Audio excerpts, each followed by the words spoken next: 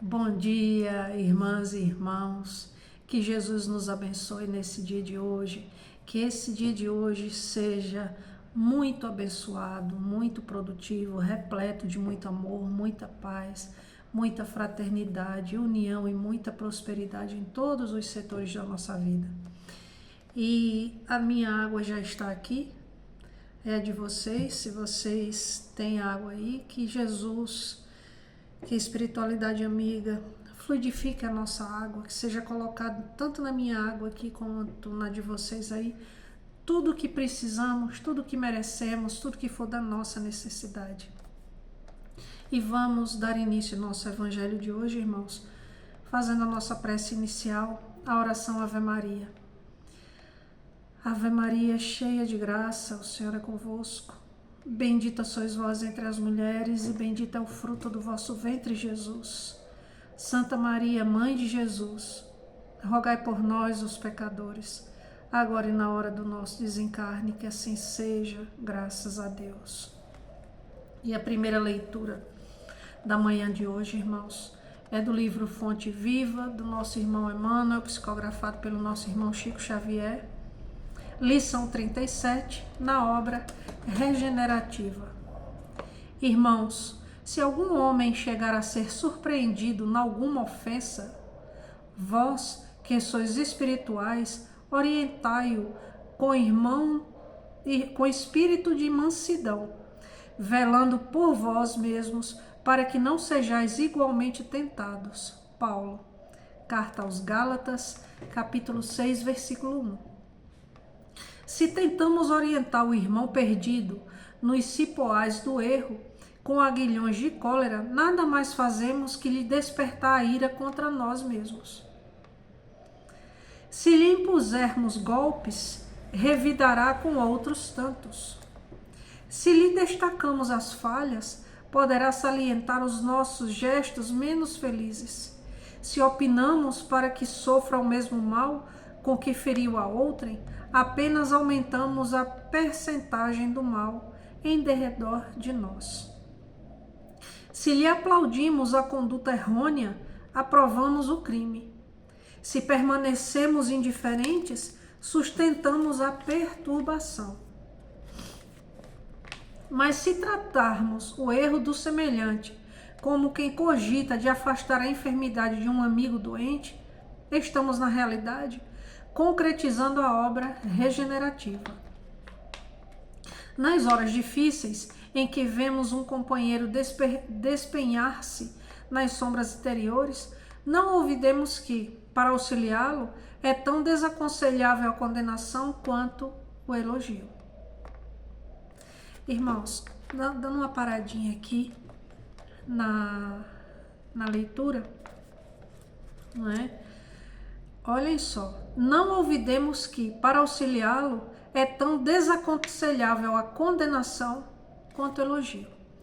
Se nós percebemos que o nosso irmão, a nossa irmã, já está atormentado, atordoado,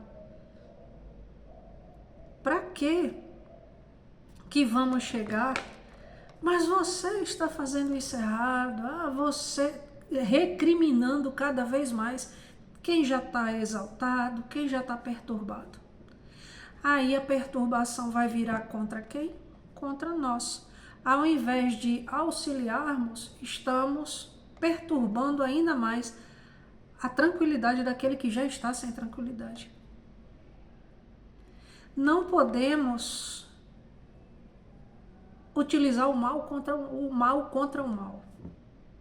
Temos que nos blindarmos do bem. Com o bem. Com uma palavra de conforto, uma palavra de alívio para aquele coração que já está perturbado, já está agitado. Então, assim, uma palavra de pacificação, de paz, para que esse momento de tormenta seja parado, seja transformado em paz. Porque como que a gente vai apagar o fogo com mais fogo? Ou então colocando mais gasolina? Não podemos, não é? Se não é justo atirar petróleo às chamas, olha só, o exemplo que eu dei agora, basicamente é esse aqui que está no livro e eu nem tinha lido o parágrafo seguinte. Se não é justo atirar petróleo às chamas, com o propósito de apagar a fogueira, ninguém cura chagas com a projeção de perfume. Sejamos humanos antes de tudo. Abeiremo-nos do companheiro infeliz com os valores da compreensão e da fraternidade. Ninguém perderá exercendo o respeito que devemos a todas as criaturas e a todas as coisas. Situemo-nos na posição do acusado e reflitamos se nas condições dele teríamos resistido às sugestões do mal. Relacionemos as nossas vantagens e os prejuízos do próximo, com imparcialidade e boa intenção. Toda vez que assim procedermos, o quadro se modifica nos mínimos aspectos. De outro modo, será sempre fácil zurzir e condenar para cairmos, com certeza, nos mesmos delitos quando formos, por nossa vez, visitados pela tentação. Irmãos, é a segunda leitura da manhã de hoje, é do Evangelho segundo o Espiritismo, do nosso irmão Allan Kardec. Capítulo 13, os infortúnios ocultos. Nas grandes calamidades, a caridade se manifesta e vence generosos impulsos para reparar os desastres. Mas ao lado desses desastres gerais, há milhares de desastres particulares que passam despercebidos de pessoas que jazem sobre um catre sem se lamentarem. São a esses infortúnios discretos e ocultos que a verdadeira generosidade sabe ir descobrir, sem esperar que eles venham pedir assistência. Quem é esta mulher de ar distinto, vestida de maneira simples, mas cuidada, seguida de uma jovem vestida também modestamente? Entra numa casa de sórdida aparência, onde é conhecida, sem dúvida, porque à porta a saúdam com respeito. Onde vai ela? Sobe até a mansarda. Lá mora uma mãe de família, cercada de filhos pequenos. À sua chegada, a alegria brilha nesses semblantes emagrecidos. É que ela vem acalmar todas essas dores. Traz o necessário, temperado com doces e consoladoras palavras, que fazem aceitar o benefício sem corar. Porque esses infortúnios esses infortunados não são mendigos profissionais. O pai está no hospital e durante esse tempo a mãe não pode bastar as necessidades. Graças a ela, essas pobres crianças não sofrerão nem o frio nem a fome. Irão à escola agasalhadas e o seio da mãe não secará para as criancinhas. Se há um doente entre eles, nenhum cuidado material a repugnará. De lá, ela se dirige ao hospital para levar ao pai algum consolo e tranquilizá-lo sobre a sorte da família. No canto da rua, a espera uma viatura, verdadeira loja de tudo que leva aos seus protegidos, que visita assim sucessivamente. Não lhes pergunta nem sua crença nem sua opinião, porque para ela todos os homens são irmãos e filhos de Deus. Terminada a excursão, ela se diz: comecei bem o meu dia. Qual é o seu nome, onde mora? Ninguém o sabe. Para os infelizes, é um nome que não revela nada, mas é o anjo de consolação. E à noite, uma sinfonia de bênçãos que eleva para ela até o Criador. Católicos, judeus, protestantes, todos a bendizem. Por que ela se veste de maneira tão simples? É que ela não quer insultar a miséria com luxo. Por que se faz acompanhar da filha adolescente? É para ensinar-lhe como se deve praticar a beneficência. A filha também quer fazer a caridade, mas sua mãe lhe diz: que podes dar, minha criança, uma vez que nada tens de ti? Se eu te entregar alguma coisa para passá-la aos outros, que mérito terás? Em realidade, eu é que farei a caridade. e tu que dela terás o mérito. Isso não é justo. Quando vamos visitar os enfermos, tu me ajudas a cuidar deles. Ora, dar cuidados é dar alguma coisa. Isso não parece bastante?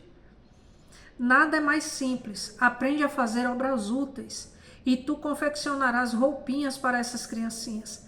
Deste modo, darás alguma coisa vinda de ti.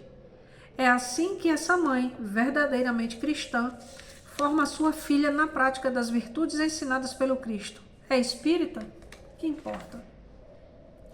No seu lar é a mulher do mundo, porque a sua posição o exige, mas ignora-se o que ela faz, porque não quer outra aprovação senão a de Deus e da sua consciência. Um dia, porém, uma circunstância imprevista conduziu até ela uma das suas protegidas, que lhe produzia obras. Esta a reconheceu e quis abençoar a sua benfeitora. Silêncio! Disse-lhe, não digas a ninguém. Assim falava Jesus. Meus irmãos e minhas irmãs,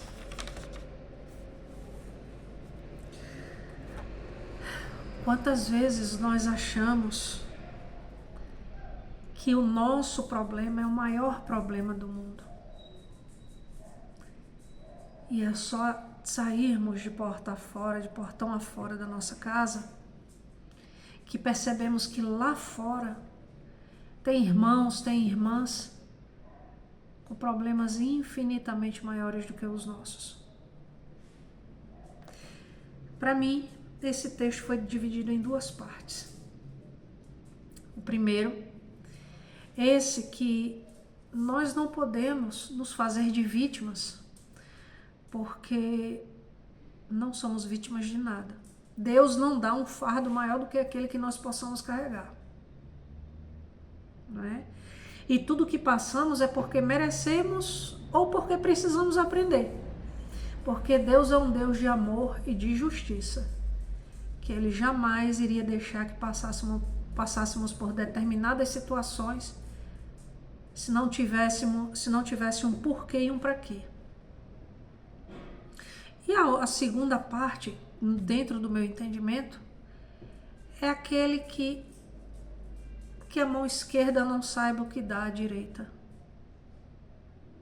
Se nós estamos percebendo, nós sabemos que temos algum irmão precisando de auxílio, nós devemos sim auxiliar da melhor forma possível e quantas vezes conseguimos. E a gente tem que auxiliar, na realidade, na minha opinião, abençoar o nosso próximo o tanto quanto pudermos. E falo abençoar porque quando a gente abençoa, a gente dá de coração. Se eu tenho esse livro e eu sei que alguém está precisando ali deste livro, e eu vou chegar lá e vou abençoá-lo com esse livro, eu tenho que dar com todo o meu coração. Então isso eu estou abençoando. E que a esquerda não saiba o que a direita faz. Não é? E se alguém vier nos glorificar, tentar nos glorificar por causa disso, aí é a última frase do texto. Um dia, porém, uma circunstância imprevista conduziu até ela uma das suas protegidas que lhe produzia obras. Esta a reconheceu e quis abençoar a sua benfeitora. Silêncio, disse-lhe, não digas a ninguém. Assim falava Jesus. Não tem para quê ninguém, absolutamente ninguém, a não ser eu, a pessoa que eu abençoei e Deus, saber do que foi feito. Não, porque se a partir do momento que eu faço aqui e saio ali para falar, eu não fiz com o meu coração, eu não fiz porque eu quis auxiliar, eu não fiz porque é um filho ou uma filha de Deus igual eu sou. Eu fiz sim para me aparecer, para sair como a maravilhosa, a perfeita, a do grande coração, para o mundo. Se eu fiz para me aparecer para o mundo, já está tudo kits, eu já me expus ao mundo. né? Porque eu sou tão boa que eu ajudei e quero que todo mundo saiba. Eu fiz foi para me aparecer para os outros. Agora, a partir do momento que eu faço para realmente, com todo o meu coração, toda a minha boa vontade, para auxiliar o próximo, aí é sempre entre eu, o próximo e Deus. E já basta, já é o suficiente, né? E sempre nos colocando no lugar do próximo. E quando eu falo próximo, próximo é toda e qualquer criação de Deus. É um outro ser humano, é um bichinho, é uma plantinha, é toda a criação de Deus é o nosso próximo. Porque foi Ele que fez a todos nós. Tá? Irmãos, que Jesus nos abençoe. E vamos fazer agora, irmãos, a nossa prece final, a oração Pai Nosso. Pai nosso que estais nos céus, santificado, Senhor, seja o teu nome. Venha a nós o vosso reino e seja feita a tua vontade, Senhor, assim na terra como nos céus. O pão nosso de cada dia nos dai hoje. Perdoai as nossas ofensas, assim como nós perdoamos a quem nos tem ofendido.